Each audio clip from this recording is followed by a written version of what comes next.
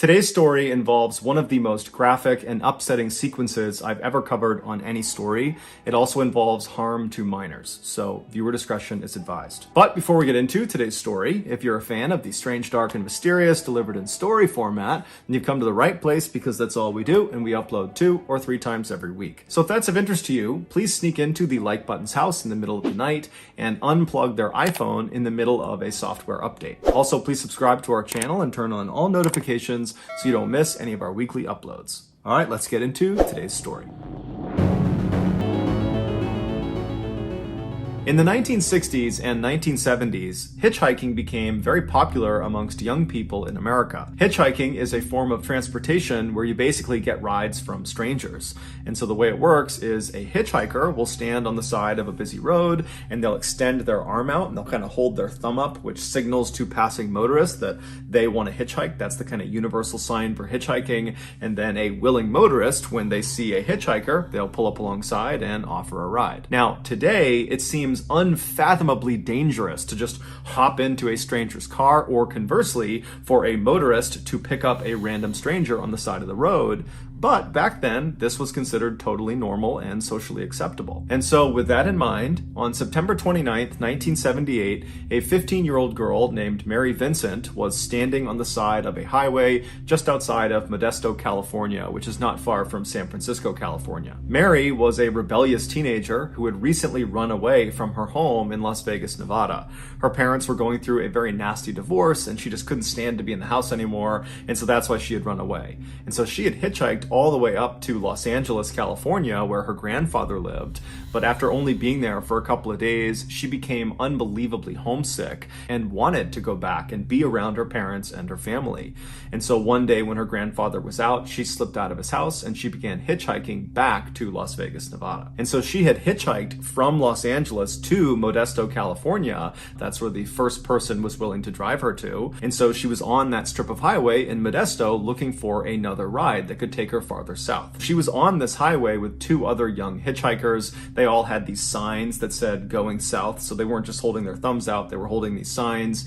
And so the 3 of them are huddled in a group, they're holding their signs up, and at some point mid-afternoon, this light blue passenger van that only had 1 passenger, it was the driver, he was a 50-something-year-old man, he looked pretty harmless. He pulled over when he saw their signs and he parked on the side of the road maybe 15 feet ahead of where they were. And so Mary's companions stayed where they were, and Mary ran up to this light blue van and she looked through the passenger side window, which had been rolled down, and she asked this guy, "Hey, can you give all 3 of us a ride? We're going south." And this man, he would look at her and say, "I can only give you a ride. I can't give the other 2 a ride. I can only give you a ride." And so Mary is confused because she's looking at this guy and she's seeing all this space in his van and she's thinking to herself, why am I only allowed to go when they're going the same place I'm going and there's plenty of room in this van? But when she kind of gently prodded this man and said, "Well, are you sure you don't mind taking them too?" He just said, "Look, I will take you, I will not take them." And so Mary said, "Okay, well, hold on, let me go back and get my bag." And so he stays parked, she leaves the van and she runs back to the other 2 people she was with and, she explains the situation and they tell her, "Mary, this is not good. There's clearly something off with this guy." But Mary, even though she too shared this kind of reservation about this guy, she was so desperate to get home. She was so homesick that she couldn't face the idea of having to wait around for another ride, which might not come until the next day or the day after, because not every motorist is willing to pick up hitchhikers. And she just did not want to wait any longer. And so she told her companions that, "Guys, I'm going to take the ride." And so she says goodbye to her 2 friends, she grabs her bag, and she runs back up to the van and she hops in the passenger seat. As soon as she sat down and closed the door, this man pulled back out onto the road and started driving, and then he turned and looked at Mary and introduced himself. His name was Lawrence Singleton, and he was 50 years old. And then Mary, she introduced herself, and then they have some small talk, and very quickly, Mary feels at ease around Lawrence. He kind of reminded her of her grandfather. He was very nice, very polite. And so when she started to feel tired, pretty early on in their trip, she said, "Hey, Lawrence, do you mind if I doze off while you drive?" And Lawrence would say, "No problem, go ahead, go to sleep." And so Mary turned away from Lawrence and kind of curled up on the seat, and pretty quickly she was asleep. A little while later, when she woke up, she looked out the window and immediately could tell they were going the wrong way. So she turns to Lawrence and says, we're going the wrong way. And Lawrence would say, oh, you know what? I made a mistake. I'll get us turned around. Sorry about that. I had no idea.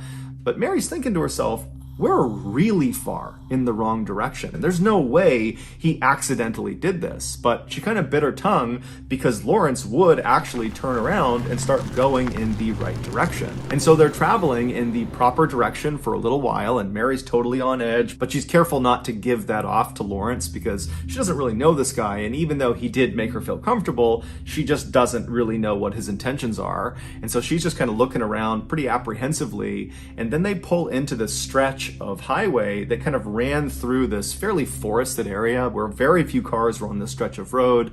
And Lawrence suddenly tells Mary that he wants to pull over because he has to go to the bathroom. He wants to relieve himself. And so Mary kind of apprehensively says, yeah, okay, that's fine. And so as Lawrence is beginning to pull off of the highway, Mary happens to look down at her feet and she notices one of her shoes is untied. And instinctually, Mary just thought to herself, I better make sure that shoe gets tied because I might need to run away from this guy. But she didn't want to reach down and start tying her shoe. It was kind of awkward because the space was small and she was worried it would be kind of suspicious if she did it. And so she thought, okay, as soon as we pull off, I'll get out of the car and I'll tie my shoe. And so Lawrence, he pulls over, but he doesn't just pull over onto the shoulder of this road.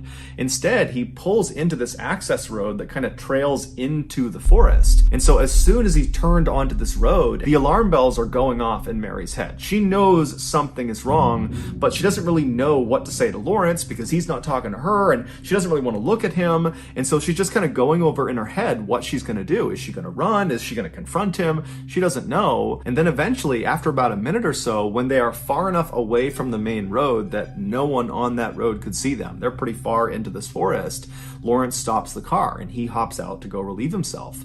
And immediately Mary, she hops out of the car too and she bends down to tie her shoe. Before she could finish tying her shoe, suddenly something smacked her hard in the back of the head and it knocked her unconscious.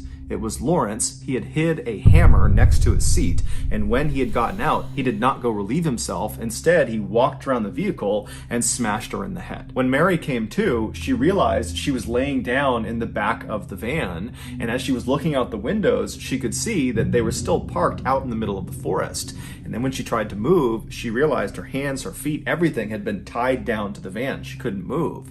And so as she's wondering what's going on, Lawrence comes around, he opens the back doors to this van, he hops inside, and he begins assaulting her. Mary has no idea what to do. She's a 15-year-old kid, and this guy is on top of her. He's not stopping. And so she just began quietly begging him to please stop, set me free. I won't tell anyone. She just kept repeating that over and over and over again, and Lawrence never spoke back. He just continued the assault for hours and hours. Finally, when Lawrence got tired, he got off of Mary and he climbed out of the back of the truck and he went around and he climbed into one of the front seats and he fell asleep. And so Mary probably tried to free herself from her restraints, but there was nothing she could do. The restraints were tied too tightly. And so for hours, she must have just laid there wondering what was going to happen to her. And then at some point in the middle of the night, Lawrence wakes up again, and without saying a word to Mary, he just climbs out of the van and gets into the driver's seat and then drives the van out of the forest. He drives on the main road for a little while until he turns down another access road that takes them away from the main road, so away from any prying eyes, and he comes to a stop somewhere out in this forest in the middle of this big canyon. Lawrence parks the van, he climbs out and walks around to the back. He opens up the back doors where Mary is laying there whimpering and crying and begging to be set free.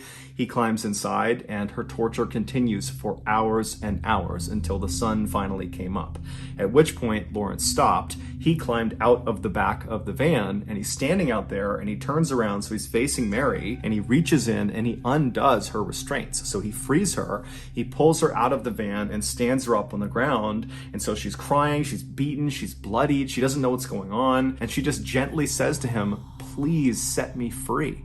And he says, oh, you want to be set free?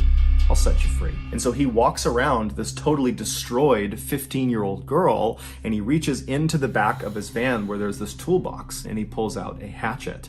And so he walks back and he's standing in front of Mary, and Mary would have had a fraction of a second to see what was in his hand before, in one fluid motion, he reaches and grabs her left arm with his left hand. He grabs her on the wrist, then he raises his hatchet up and he brings it down on her left forearm, severing her arm off right below the elbow.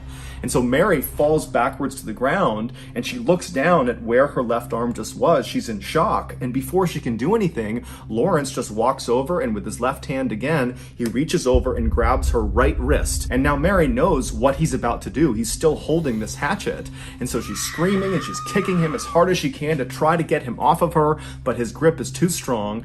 And then he begins to chop at her right forearm over and over again. It would take 4 hard blows to finally sever her right arm off of her body. And so Mary falls to the ground in a heap. She's bleeding profusely. She's screaming in agonizing pain. And all Lawrence can focus on is that one of Mary's amputated hands was clutched on to his left arm.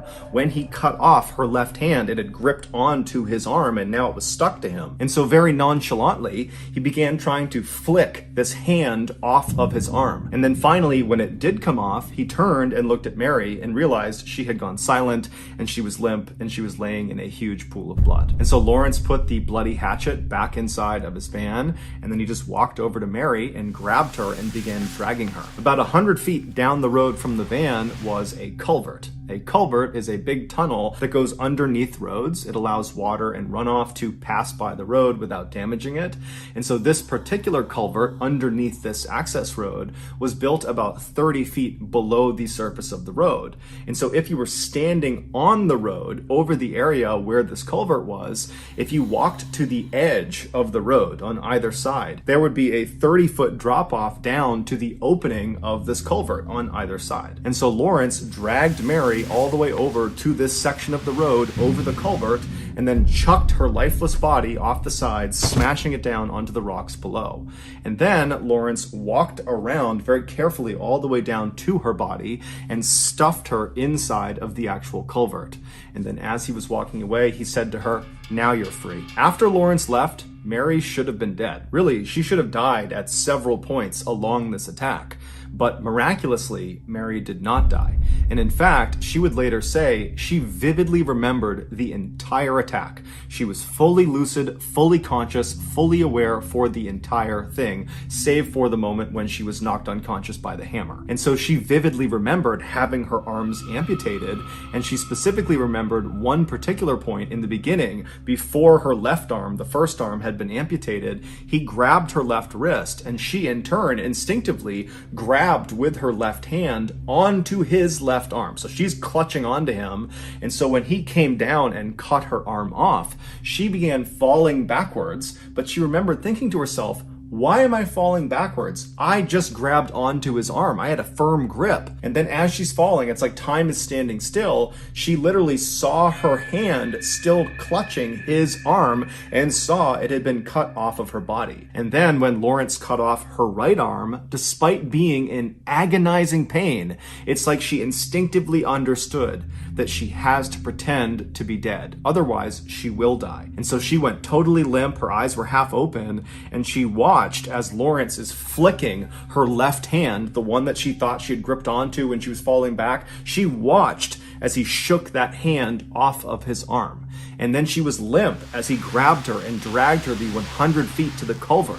And she was limp and still and didn't make a sound when he threw her 30 feet down onto jagged rocks, and she broke 4 of her ribs. She was in excruciating pain, but her will to survive was telling her, make no sound. Take this punishment and you will survive. And then after he left, she remembers thinking, I don't know where he is. He could be waiting up on the road for me. I can't just crawl out and try to save myself because then he might actually finish me off.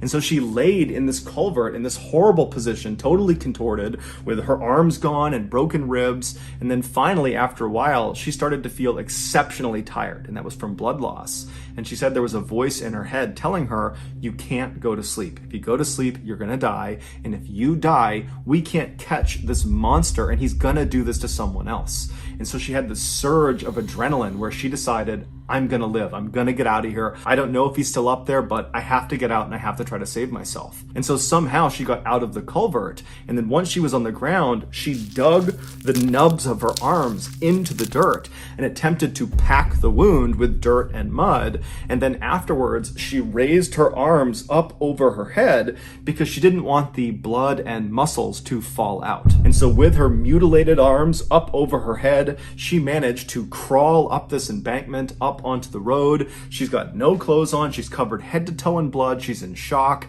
and she starts running down the highway, and a car would actually come by fairly quickly, but they were so startled at what they were seeing, they didn't stop and they drove on. And so Mary would ultimately run 3 miles on this highway before finally flagging down a passing motorist. It happened to be a young couple, and after they got over the initial shock of what Mary actually looked like, they put her inside of their car and they sped to the hospital. Mary would stay in the hospital for a month, and during that time she would give police all this information about her attacker, about Lawrence Singleton, and using her very detailed description of him, the police were able to come up with a very good composite sketch.